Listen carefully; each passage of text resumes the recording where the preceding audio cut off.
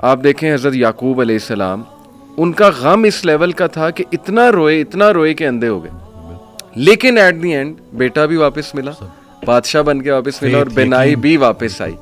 حضرت ایوب کا میں تفسیر پڑھا تھا ڈاکٹر صاحب، بھی سورہ انبیاء میں کافی انبیاء کو اللہ تعالیٰ نے ڈسکس کیا ہے، اسماعیل علیہ السلام، ذوالکفل، سلیمان، داؤد، سب کے بارے میں نا پھر اللہ کہتے ہیں کل من الصابرین، all of them were patient, اور اللہ تعالیٰ نے ان پہ رحمت کی. بہرحال تفسیر میں پڑھ رہا تھا کہ ایوب علیہ السلام کو اللہ نے بہت پین سے گزارا، یعنی وہ رو پڑے، اور انہوں نے کہا کہ ندا لگائی جب انہوں نے کہ انی مسنی الضر وانت ارحم الراحمین، کہ اے میرے رب تکلیف نے مجھے چھو لیا ہے اور تو بے شک تمام رحم کرنے والوں میں سے رحم کرنے والا ہے. تو لکھا ہوتا ہے تفسیر میں کہ دا ریزن اللہ تعالیٰ میڈ ہم go through all this tough time was to tell everyone کہ میں اپنے پیاروں کو تکلیف سے گزارتا ہوں. یہ نہ سمجھنا کہ میں تم سے ہیٹ کرتا ہوں یا میں جو ہے وہ کوئی تمہیں پنش کر رہا ہوں، کیونکہ دیکھو اگر ایوب گزر سکتے ہیں اور انبیاء گزر سکتے ہیں تو مے بی اس میں کوئی بہت بڑی حکمت ہے، پین میں، غم میں.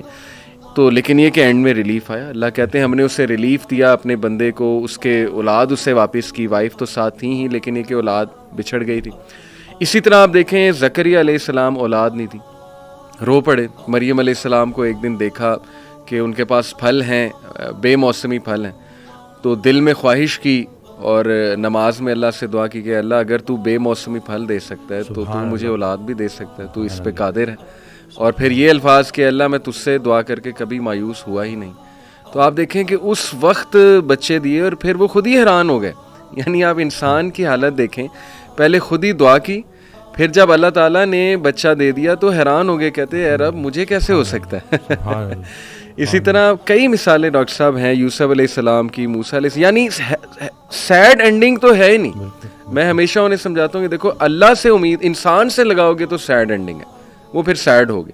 اللہ سے امید لگاؤ گے تو کوئی نہ کوئی ریپلیسمنٹ آ جائے گی، کوئی نہ کوئی راحت آ جائے گی، کہیں سے کچھ آ جائے گا، اللہ سنبھال لے گا.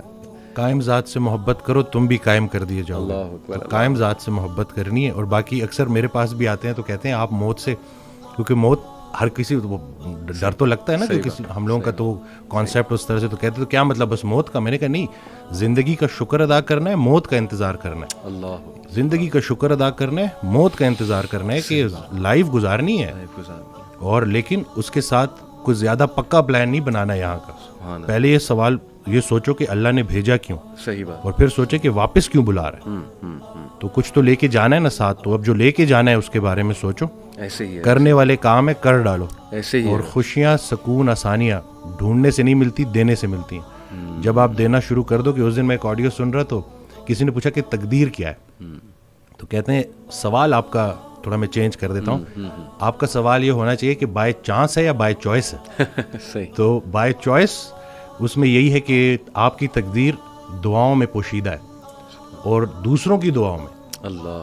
وہ ایک شخص ان کے پاس گیا کہ بڑا پریشان ہوں، حل بتائیں. تو کہتے ہیں آسان حل ہے، کوئی شخص تلاش کرو جو تمہیں دعا دے، لیکن ایک شرط ہے، اسے بولنا نہ پڑے کہ میرے لیے دعا دو.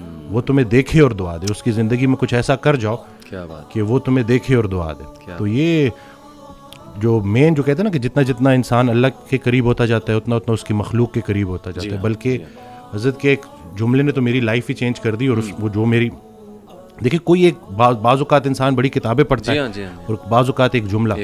اب یہ جملہ آپ دیکھیں کہ وہ عبادت کرنے والا ڈاکٹر جو اپنے مریض کے لیے مخلص نہیں، اس کی عبادت اسے کوئی نفع نہیں پہنچائے گی. سبحان اللہ. اب یہ اتنا ہو کہ میں اگر صرف اور صرف، کیونکہ مجھ سے تو اللہ میرے مرتبے کا پوچھے گا کہ پورے پاکستان میں چند لوگ تھے جن کو ڈاکٹر بنایا، اللہ نہیں بنایا نا. بے شک. اور پھر اس کے بعد کیوں بنایا؟ کہ تم نافع علم حاصل کر رہے تھے جس سے مخلوق کا نفع ہو. اب یہ بتاؤ کہ کتنے لوگوں کا نفع ہوا. قبر میں نعمتیں دینے والا نعمتوں کے متعلق پوچھے گا کہ دی تو تجھے میں نے نعمتیں تھی تاکہ تو میرے قریب ہو جائے، تو میری نعمتیں استعمال کر کے جہنم تک کیسے پہنچ گیا. اور غافل کی آنکھ تب کھلتی ہے جب بند ہونے والی ہوتی ہے. بلکہ ایک اور جملہ کہ ہم زندگی فرعون کی مانگتے ہیں اور عاقبت موسیٰ کی مانگتے ہیں. تو یہ دیکھ لینا کہ اگر آپ کی نماز کا عمل آپ کی زندگی میں ظاہر ہونا چاہیے. اور باقی یہ ہے کہ اللہ تعالیٰ ہمیں نہیں پتا کہ کون سی چھوٹی نیکی کدھر جا کے ہمیں. صحیح بات ہے. تو یہ بس. اور دوسرا ہے کہ جو ماشاءاللہ آپ کام کر رہے ہیں بچوں کو لے کے، کہ کیوں گناہ خطرناک ہے روح کے لیے. جی تو ہم روح اور جسم کی کمبینیشن ہے. صحیح بات. آج کا ڈاکٹر اس لیے پورا کامیاب نہیں ہے کیونکہ وہ صرف جسم کو فوکس کر رہا ہے. زبردست. روح پہلے بیمار ہوتی ہے, جسم اس کو فالو کرتا ہے. میں ایک کتاب لکھنے کی کوشش کر رہا ہوں, تو اس میں میں نے ایک جگہ لکھا کہ جب ہم روزہ رکھتے ہیں تو پرانا بلیف یہی تھا, جتنے بھی مسلم جو حکیم تھے, جو بڑے بڑے ڈاکٹرز تھے, ان کا یہ بلیف تھا کہ روح پہلے بیمار ہوتی ہے, صحیح, جسم اس کو فالو کرتا ہے. تو جب ہم روزہ رکھتے ہیں کھا تو کچھ بھی نہیں رہے, بالکل, لیکن روح اسٹرانگ ہونی شروع ہوتی ہے اور پھر جسم اس کو فالو کرتا ہے. کیا بات. ابھی ریسرچ ہے 3 دن کا فاقہ, ٹھیک ہے نا, 3 دن اگر آپ نے فاسٹنگ کی ہے پرولونگ, صحیح, اور اس کے بعد اگر آپ میل لیتے ہیں تو آپ کی باڈی کے اندر اسٹیم سیل موبلائزیشن ہوتی ہے, اور جتنے پرانے خلیے ہیں ان کو نئے سرے سے باڈی بناتی ہے دوبارہ سے. یہ اسٹیم سیل موبلائزیشن فاسٹنگ کے ذریعے. اور ٹافیجی 2016 یا 17 کا نوبل پرائز ون کر چکا ہے بندہ. تو کچھ بھی نیا نہیں ہے, بس وہی پرانی کے جتنا خوراک ضروری ہے اس سے خوراک سے دور رہنا ضروری ہے, اور خیال بھی ایک خوراک ہے, صرف رزق کھانا پینا تو نہیں بالکل ہے. صحیح. تو اب آپ دیکھیں کہ آپ اپنے آپ کو کن خیالات سے فیڈ کر رہے ہیں. منفی منفی منفی, وہ تھاٹس بیکم تھنگس. یہ جب آپ کی سوچ اتنی نیگیٹو ہو جائے نا تو پھر وہ جسمانی شکل اختیار کرتی ہے. اور گناہوں کے اثرات ڈاکٹر صاحب, اس پہ تو جتنی بات کی جائے کم ہے. لٹرلی آپ کے سیلز پہ افیکٹ ہوتے ہیں جا کے. میرا تو یہ بلیف ہے گناہوں کے, بالکل بالکل, نافرمانی کے, اور آج کل جس طرح کے گناہ اللہ معاف کرے آ گئے ہیں, جو دکھایا جا رہا ہے اسکرین پہ, پوری ایک انڈسٹری کھڑی ہو گئی, اس کو گلیمرائز کر دیا, انسٹیٹیوشنلائز کر دیا. پورن انڈسٹری کی بات کر رہا ہوں, تو کیسے کیسے مسائل لوگوں کو آ گئے ہیں. تو یہ اٹ آل پرووز کہ روح پہ افیکٹ ہوتا ہے تو جسم پہ افیکٹ ہوتا ہے. میرے پاس بچے آتے ہیں, تو اچھا ہوا کہ آپ نے یہ بات کر دی. میرے پاس بچے آتے ہیں تو میں حیران ہوا کہ وہ اس کو سم ہاؤ جسٹیفائی کر رہے ہوتے ہیں. اچھا, کہ جیسے کہیں کوئی مطلب خاتون تو نہیں ہے نا, یا ہم کسی کو نقصان تو نہیں پہنچا رہے, تو ان کو سمجھانا ہے کہ اب آنکھوں کو جو ہے نظاروں کا رزق دینا ہے جو اللہ کے قریب کریں. یہ جو اتنی کائنات اللہ نے بنائی ہے, یہ ہمارے لیے بنائی ہے, ہماری آنکھوں کے لیے بنائی ہے, اور ہم سب کو چھوڑ کے کدھر فوکس کر رہے ہیں. اور خیال پہلے غلط ہوتا ہے, عمل اس کے بعد. تو آپ کا دیکھیں, کوئی ایک لمحہ ایسے نہیں ہے کہ نیکی بند ہو جائے, کوئی ایک لمحہ ایسے نہیں ہے کہ گناہ بند ہو جائے. فضل کے متلاشی کو فضل ملے گا, تو آپ ڈھونڈ کے آ رہے ہو. اب اگر آپ نے موبائل میں تھوڑا سا بھی, اور شیطان تو جی ہمارے رگوں میں خون کی طرح دوڑتا ہے, تو اگر آپ زیادہ اس کو فیڈ کریں گے تو آپ تو اس ایڈکشن سے کیسے. اور پھر لوگ آ رہے ہیں جی, لوگ, اور پھر ہماری کتابوں میں بھی انفارچونیٹلی یہ چیز لکھ دی گئی ہے کہ اس کا کوئی نقصان نہیں ہے. ہاں جی, ہاں جی, ریسرچز ہیں, یہ تو ہیلدی ہے.